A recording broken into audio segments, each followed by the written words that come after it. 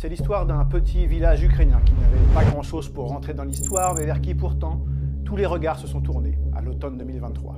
Ce village perdu au milieu des plaines de la région de Zaporizhzhia s'appelle Robotyne. C'est une petite colonie d'à peine 500 habitants qui a connu au cours de ces 3 années de guerre en Ukraine un destin étonnant qui illustre largement les dynamiques du conflit. Tout commence le 24 février 2022 lorsque Vladimir Poutine lance ce qu'il appelle alors son opération militaire spéciale. Aux premières heures du jour, les troupes russes franchissent la frontière russo-ukrainienne au nord de Kiev, au nord de Kharkiv, tout en avançant dans le sud du pays depuis la Crimée, illégalement annexée en 2014. C'est sur ce dernier axe d'effort russe que se trouve le village de Robotyne. Situé à peu près 200 km de la Crimée, le village est rapidement atteint par les Russes qui le conquièrent sans trop de difficultés au premier jour du mois de mars. Le village se retrouve même rapidement en première ligne puisque la ligne de front va bientôt s'établir à quelques encablures du village sur la route d'Orikhiv.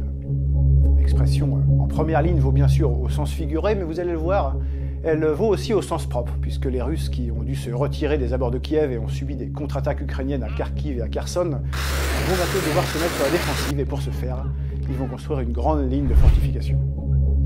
Cette ligne, qui portera bientôt le nom de Sergueï Sourovikine, qui commande alors l'armée russe en Ukraine, barre tout le sud du pays et est composée de 3 lignes émaillées de champs de mines, de dents de dragon, de fossés anti-chars, de tranchées et de bunkers.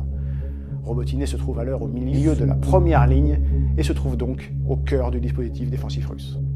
Cette position ne va toutefois pas empêcher l'état-major ukrainien de faire du village la principale cible de sa contre-offensive de l'été 2023, celle pour laquelle les Occidentaux ont livré blindés, munitions et armements. Cette attaque préparée pendant plusieurs mois est déclenchée dans les premiers jours du mois de juin avec l'objectif de fragiliser le lien terrestre établi par les Russes entre la Crimée d'une part et le Donbass d'autre part. Mais très vite, les militaires et observateurs occidentaux doivent se rendre à l'évidence. La ligne Sourovikine est dense, bien conçue, bien défendue et les progrès ukrainiens dans le secteur sont donc très lents. Comme vous le voyez sur cette carte, à la fin du mois de juin, l'armée de Kiev n'a par exemple progressé que de quelques kilomètres dans le secteur de Robotyne. Les combats vont néanmoins continuer et à la mi-août, les soldats ukrainiens gagnent enfin les abords du village qu'ils finissent par prendre à la fin du mois. Le 28 août, la nouvelle est officialisée lors d'un point presse par Anna Maliar, qui est alors vice-ministre de la Défense ukrainienne. Збройні сили України на півдні продовжують наступальні дії. Після звільнення Роботино наші збройні сили рухаються південно-східніше цього населеного пункту. La nouvelle ne passe pas inaperçue et très vite, elle est relayée par les médias du monde entier, parmi lesquels le New York Times, le Guardian, Le Monde ou évidemment Ouest France. Si la prise de ce village fait alors les gros titres, c'est parce qu'elle prouve que l'armée ukrainienne a enfin percé la très dense première ligne de défense russe et qu'elle peut, imagine-t-on alors, se lancer plus en profondeur dans le sud du pays. Sauf que, malheureusement pour les Ukrainiens, il n'en sera rien. Comme vous le voyez sur cette carte, le front russe dans ce secteur, renforcé par les troupes très expérimentées, notamment des parachutistes, ne craquera pas et les Ukrainiens n'iront donc pas beaucoup plus loin que Robotyne. Le village est donc le point culminant de la contre-attaque ukrainienne de 2023, qui est elle-même le point culminant de la réaction ukrainienne à l'invasion russe. Car dans les semaines qui suivent la bataille de Robotyne, les Russes vont reprendre l'initiative.